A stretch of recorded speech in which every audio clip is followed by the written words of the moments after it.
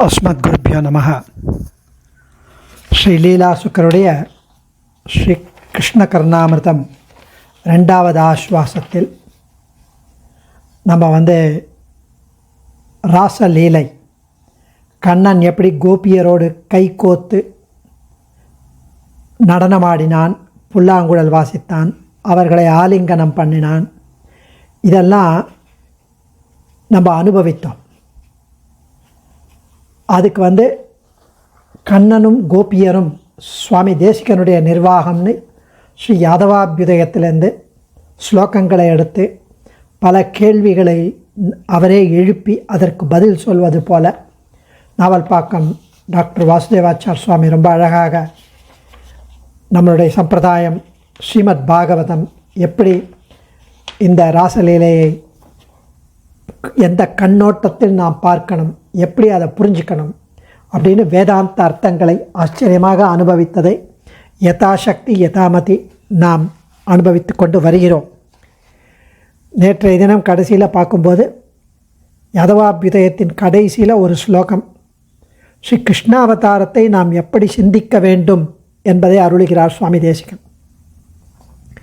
நாரி திருஷ்டியா நியமித தியோ நாக நாதேஸ்வரத்வம் சம்போகே ச பிரவணமனச சாஸ்வதம் பிரம்மச்சரியம் அத்ரைகஸ்யாம் புரி நிவசத சர்வலோகாதிகத்வம் நித்யாயந்த ஸ்வரிதமதரனு துஸ்தராம் தஸ்ய லீலாம் நித்யாயந்த ஸ்வரித மதரனு துஸ்தராம் தஸ்ய லீலாம். அதாவது இதில் உள்ள விஷயங்கள் என்ன அப்படின்னா, நம்பர் 1, பெண்களின் பார்வைக்கு வசப்பட்டவன் தேவாதி தேவன்.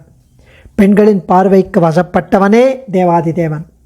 அதாவது பகவான் ஸ்ரீ கண்ணனுடைய எண்ணமெல்லாம் பெண்களின் கண்ணோட்டத்துக்கு கட்டுப்பட்டு நின்றது. அதுவும் மானிட பெண்களிடம், அதுவும் ஆயர் சிறுமிகளிடம் அவர்களிட்ட வழக்காக நடந்து கொண்டான் அவன். ஒரு தடவை ஒரு ஆயர் சிறுமி கண்ணனிடம் எனக்கு கால் வலிக்கிறது என்று கண்களாலே ஜாடை காட்டி ஒரு கோபிக்கை. கண்ணன் அவளை தன் தோள்களில் சுமந்து நடந்து சென்றான். மற்ற சிறுமியெல்லாம் கண்ணனை தேடி அலைகின்றனர். அப்போ அவனது அடிச்சுவடுகளை மணலில் கண்டு அதை தொடர்ந்து செல்கின்றனர். சிறிது தூரத்தில் பார்த்தால் அந்த அடிச்சுவடுகள் மணலில் அழுத்தமாக பதிந்துள்ளன. விஷயத்தை ஊகித்து கொண்டு புரிந்து கொண்டு விட்டனர். அந்த பெண்ணை அவன் சுமந்து சென்றதனால் அந்த அடிச்சுவடு மணலில் அழுந்தியிருக்கிறது. பெண்களுக்கு பொறாமை, காமம் பிடித்த கண்ணனுடைய செயல் கிளர்ச்சியூட்டியது. இமான்யாதி கமக்னானி பதானி வகதோ வதூம் கோப்ய பஷ்யத கிருஷ்ணஸ்ய பாராக்கிராந்தஸ்ய காமினஹா என்று பேசினார்களாம். இப்படியெல்லாம் பெண்களிடம் கட்டுப்பட்டு நின்றவன் கண்ணன். ஆனால் இதை மட்டும் எண்ணி ஏமாறக்கூடாது. கோபியர்களுக்கு கட்டுப்பட்டு நின்றவன் கண்ணன். அது ஏன் அப்படின்னா, கோபியர்களுக்கு கட்டுப்பட்டவன் தான், ஆனால் அவனே தேவாதி தேவன். இந்திரன், பிரம்மன், ருத்ரன் முதலியவர்களுக்கெல்லாம் அவர்களெல்லாம் கண்ணனை துதிக்கின்றனர். அவர்களெல்லாம் இந்த கண்ணனை. நாம் ஒருவருக்கு கட்டுப்படுவது நம்முடைய கர்ம வசத்தால். நாம் கட்டுப்பட வேண்டிய நிலை அப்படி, அதிலிருந்து மீற முடியாது. ஆனால் சர்வேஸ்வரன் அப்படி கிடையாது. அவனுக்கு கர்மவசம் கிடையாது. தன் சங்கல்பத்தால் தானே கட்டுப்பட்டு நிற்கிறான். இப்படியெல்லாம் அடியார்களை அனுக்கிரகம் செய்வதற்காக ஸ்ரீ கிருஷ்ணாவதாரம் என்று ஸ்ரீமத் பாகவதம் சொல்கிறது. அனுக்கிரகா பக்தானாம் மானுஷம் தேகமாஸ்திதா என்றது. இப்படி பக்தர்கள் சொன்ன வண்ணம் செய்து எளிமையனாக சுலபனாக நின்றது தான் கண்ணனுடைய தனிப்பெருமை. அதாவது பரத்வம் கண்டு இகழாமைக்கு பரத்வம் கண்டு அஞ்சாமைக்கு சௌலபியம் கண்டு இகழாமைக்கு பரத்வம் அப்படின்னு கண்ணனே சர்வேஸ்வரன் என்பதையும் அவனே எளியவனாய் சுலபனாய் எளிமையனாய் அனுக்கிரகிப்பவன் என்பதையும் எண்ணி பார்த்து கண்ணனல்லால் தெய்வமில்லை என்று உணர வேண்டும். தொண்டரடிப்பொடியாழ்வார் சொல்கிறார், மற்றுமோர் தெய்வம் உண்டோ அப்படின்னு அருளினார். இதுபோல மிக உயர்ந்ததும் அதே சமயம் மிக எளியதும் ஆன தெய்வம் வேறு இருக்கிறதா என்று இதன் பொருள். அதனால் தேவாதி தேவனவன், கோபியர்களின் பார்வைக்கு வசப்பட்டவன், தானே வசப்பட்டவனவன். ரெண்டாவது, ஸ்திரீ சம்போகத்தில் ஈடுபாடு கொண்டிருந்த கண்ணன் என்றும் நித்திய பிரம்மச்சாரி. ஸ்திரீகளுடனான போகத்தில் கண்ணன் ஈடுபட்டிருந்தான். முதலில் கோபியர்களுடன் கூடி கழித்தான். பின்னர் 16,108 பெண்களை மணந்து கொண்டு குடும்பம் நடத்தி வந்தான். 16,000 பெண்களை. இப்படியெல்லாம் கண்ணனே இருந்தாலும் அவன் சுத்தமான நித்தியமான பிரம்மச்சாரி. அது எப்படி? இதற்கு சாட்சி பரீட்சித்தோட சரித்திரம். மகாபாரதத்தில் இருக்க அபிமன்யுவின் மனைவியான உத்தரை, அவள் கருவில் இருந்த குழந்தைக்கு பேராபத்து வந்தது. அஸ்வத்தாமனுடைய அஸ்திரம் கருவை தாக்கியதன் விளைவு குழந்தை கரிக்கட்டையாக பிறந்து விழுந்தது. பாண்டவ வம்சத்தின் ஒரே வாரிசு அந்த குழந்தை. அது உயிரற்று கட்டையாக இருக்கிறது. அப்போ சொன்னால், நல்ல சுத்தமான ஒரு பிரம்மச்சாரியின் பாத ஸ்பர்ஷம் பட்டால் குழந்தைக்கு உயிர் வந்துவிடும் என்ற ஒரு வழி, ஒரு உபாயத்தை கண்ணனே சொன்னான். ஆனால் யாருமே முன்வரவில்லை. பிரம்மச்சாரிகள் என்று சொல்லிக் கொண்டிருந்த பலருக்கும் பயம். நான் தொட்டு உயிர் வரலன்னா நான் சுத்தமானவன் இல்லை என்று தெரிந்து விடுமே, அந்த பயம். அப்போது பகவான் சொன்னார், நானே சுத்தமான பிரம்மச்சாரி என்பது உண்மையானால், என்னிடம் அந்த உண்மை உள்ளதானால், நானே சர்வேஸ்வரன் என்பதும் சரியானால் குழந்தை பிழைக்கட்டும் என்று சொல்லி குழந்தையின் உடல் முழுவதையும் தன் திருவடியால் ஸ்பர்சித்தான். உடனே குழந்தை உயிர் பெற்றது. பல மகான்களுடைய முன்னிலையில் நடந்த இந்த சம்பவமே சாட்சி. இதை சுவாமி தேசிகன் தெரிவிக்கிறார். விமோகனே வல்லப கோஹினீனாம் ந பிரம்மச்சரியம் பிபிதே ததீயம் சம்பத்ஸ்யதே பாலகஜீவனம் தத் சத்யேன ஏனைவ சதாம் சமக்ஷம் அப்படின்னு ஆதவாபிதயத்தில் அருளுகிறார். இதனால் கண்ணன் பிரம்மச்சாரி என்பதும் சத்தியம். பல பெண்களிடம் கூடி களிப்பூட்டியதும் சத்தியம். இரண்டுமே எப்படி சத்தியமாக முடியும்? அதற்கு பதில், அவன் தடையற்ற ஈஸ்வரன். நம்மை போல அவனை எண்ணக்கூடாது. ஒரு தடவை நாரதர் கண்ணனை வந்து பார்க்கறதுக்காக வந்தார். அப்போ ஸ்ரீ கிருஷ்ணன் 16,000 தேவிகளுடன் குடும்பம் நடத்தி கொண்டிருந்தார். ஒவ்வொரு தேவிக்கு ஒரு பேலஸ், ஒரு மாளிகை.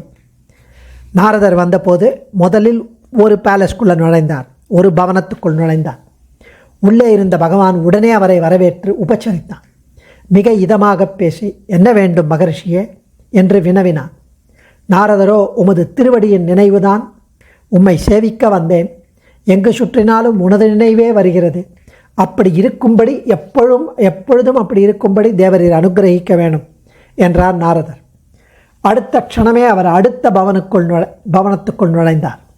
அங்கு கிருஷ்ணன் தன் தேவியுடன் சொக்கட்டான் ஆடிக்கொண்டிருந்தான். தாயக்கட்டன் வச்சுக்கலாமே, விளையாடிக்கொண்டிருந்தான். நாரதரை கண்டு எழுந்ததும் வரவேற்று, மகரிஷியே எப்போது துவாரகைக்கு வந்தீர் என்று கேட்டான். ஒன்றுமே தெரியாது போல். புதிதாக கேட்டதை பார்த்து நாரதர் அசந்து விட்டார். பதிலே சொல்லாமல் சடக்குன்னு அடுத்த வீட்டுக்குள் நுழைந்தார். அங்கே குழந்தைகளோடு விளையாடி கொண்டிருந்தான் கண்ணன். நாரதரை பார்த்து சிரித்து வரவேற்று அர்க்கியம் பாத்தியம் ஆச்சவனியம் எல்லாம் கொடுத்தார். எல்லா கிரகங்களிலும் கண்ணனை நாரதர் கண்டார். தன்னுடைய செயல் ஒன்றும் இங்கு பலிக்காது என்று புரிந்து கொண்டார். அதாவது கலகம். பகவானது ஈஸ்வரத்தன்மையை புகழ்ந்து பாடினார். பெருமாளும், பிரம்மரிஷியே, நானே தர்மத்தை போதிப்பவன், நானே அதை அனுஷ்டிக்கிறேன், அனுமோதனம் செய்கிறேன். இந்த உலகில் தர்மத்தை சிக்ஷணம் செய்து நிலைநாட்டவே வந்துள்ளேன். நீர் கஷ்டப்பட வேண்டாம் என்றாராம். அதாவது இதில் என்ன தாத்பரியம், வியாக்கியானம் அப்படின்னா, தர்மத்துக்கு விரோதமில்லாமல் வரும் காமம் தோஷமற்றது. இதை கீதையில் கண்ணன் தர்மா விருத்தோ பூதேஷு காமோ அஸ்மி என்று உரைத்துள்ளான். அதையே இப்பொழுது 16,000 தேவிகளுடன் தர்மத்துக்கு விருத்தம் இல்லாமல் 16,000 தேவிகளுடன் அனுஷ்டித்து காண்பிக்கிறான். அத்தனை தேவிகளுடனும் ஒருத்திக்கும் ஒரு குறைவில்லாமல் கிரகஸ்தாசிரம தர்மத்தை கடைப்பிடித்து காட்டியுள்ளார். இதையும் சுவாமி தேசிகன் சாதித்துள்ளார். சர்வேஸ்வரனை பகவானுக்கே, அவன் ஒருவனுக்கே இது சாத்தியம். உத்தமமான கிரகஸ்த தர்மத்தையும் அதில் காமத்தின் அளவையும் உணர்த்தி தர்மத்தை நிலைநாட்ட கண்ணனது இந்த திவ்ய லீலை. கோபஸ்திரீகளின் விஷயத்தின் மூலம் பகவான் நிலைநாட்டிய உயர்ந்த உபனிஷத் தர்மத்தை முன்பே பார்த்தோம். சேஷத்துவ தர்மம், தாசத்துவ தர்மம், ஒரு பகவான் தான் பதி, நம்ம எல்லாரும் பத்னி என்பது போல ஜீவாத்ம பரமாத்ம சம்பந்தம், அதெல்லாம் அங்கு அனுபவித்தோம். இங்கு கிரகஸ்தாசிரம தர்மம். பகவானுடைய திருமேனி அப்ராகிருதமானது, நம் உடலைப் போல அழுக்குடம்பில்லை. அதன் இயல்பான பிரம்மச்சரியத்தன்மை மாறவில்லை என்று சொல்வார்கள். அதனால்தான் சுக மகரிஷியும் அவருத்த சைரதகா என்று இதை சொல்கிறார். தன் சங்கல்பத்தாலேயே சம்போக சுகத்தை அளித்தான் என்று சிலர் கூறுவர். பிரம்மச்சரியம் என்பதற்கு பாஷ்யக்காரர் எம்பெருமானார் தெரிவிக்கிறார், பெண்களை தன்னுடைய போகப் பொருளாக எண்ணாதிருத்தல் என்று கீதா பாஷ்யத்தில் பொருள் சாதித்துள்ளார். கண்ணன் பெண்களுக்கு அவர்கள் இஷ்டப்படி அனுக்கிரகம் செய்தானே அன்றி அல்லாமல் தன் இஷ்டத்துக்கு அவர்களை போகப் பொருளாக கருதவில்லை என்று சிலர் கண்ணனுடைய பிரம்மச்சரியத்தன்மையை இப்படி விளக்குவர். ஸோ இப்படி பல நிர்வாகங்கள் உண்டு. அதனால் இதுவரைக்கும் அதை பற்றி அனுபவித்து அடுத்தது, துவாரகையில் ஒரு மூலையில் வசித்திருந்தவனே அகில உலகத்துக்கும் அதிபதி. பகவான் கண்ணன் துவாரகா நகரத்தை உண்டாக்கி நாட்டு மக்களுடன் அங்கிருந்து கொண்டு ராஜ்யம் நடத்தினான். ஜராசந்தன் முதலியவர்கள் அடிக்கடி படையெடுத்து துன்புறுத்தி வந்தனர். ஜராசந்தன் போன்றவர்கள் யுத்தத்தினால் பொது ஜனங்களுக்கு தானே கஷ்டம். ஆகவே அவர்களை ரட்சிப்பதற்காக யாரும் படையெடுத்து வர முடியாதபடி கடலுக்கு நடுவில் துவாரகாபுரியை கோட்டையாக நிர்மாணம் செய்து அதில் அவர்களுடன் தானும் வசித்திருந்தான். ஜராசந்தன் முதலியவர்கள் கண்ணன் தங்களுக்காக பயந்து ஓடி ஒளிந்து விட்டதாக பிரச்சாரம் பண்ணார்கள். உண்மையில் இவர்களுக்குத்தான் பயம்.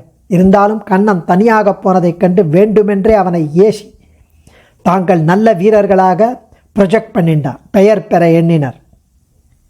இப்படி துவாரகை கோட்டைக்குள் மட்டும் இருப்பவன் என்று பகவானை குறைத்து மதிப்பிடுதல் தவறு. அவனே சகல லோகத்துக்கும் அதிபதி. கண்ணன் துவாரகையை நிர்மாணம் செய்யும் போது இந்திரலோகத்திலிருந்து இந்திரன் பாரிஜாத மரத்தை தந்தான். வர்ணன் நல்ல குதிரைகளை தந்தான். குபேரன் தனங்களை கொடுத்தான். எல்லா தேவர்களும் தங்களால் முடிந்ததை கொடுத்தார்கள். அந்த பதவியெல்லாம் தேவர்களுக்கு இவன் கொடுத்தது. அவன் தந்ததை திருப்பி அவனுக்கு கொஞ்சம் கொடுத்து மகிழ்ந்தனர். இதனால் துவாரகாவாசியான கண்ணன் சர்வலோகத்துக்கும் தலைவன் என்று தெரிகிறது. ஸோ இந்த கிருஷ்ணாவதார தத்துவத்தை இப்படியெல்லாம் சிந்தித்து தெளிய வேண்டும். அப்படி செய்தால்தான் அந்த பகவானது மாயையை நாம் கடக்க முடியும். அதாவது பிரகிருதிமயமான சம்சாரத்திலிருந்து மீளலாம். அரைகுறையாக கண்ணனுடைய திவ்ய சேஷ்டத்தைகளை அறிந்து வைத்து குத்தர்க்கம் செய்தால் இந்த மாயையிலிருந்து மீளவே முடியாது. ஸோ இப்படி கண்ணன் களலிணைகளில் திருவடிகளில் நம் கருத்து ஒன்றி போகுமாறு சுவாமி தேசிகன் இப்படியெல்லாம் விளக்கியுள்ளதை ஆச்சரியமாக அனுபவிக்கிறது. பூர்வாச்சாரியர்களுடைய நிர்ணயத்தை ஏற்றதுதானே நம் சுவாமி தேசிகன் தனிச்சிறப்பு. அடியே சர்வம் ஸ்ரீ கிருஷ்ணார்ப்பணமஸ்து. தன்யோஸ்மி.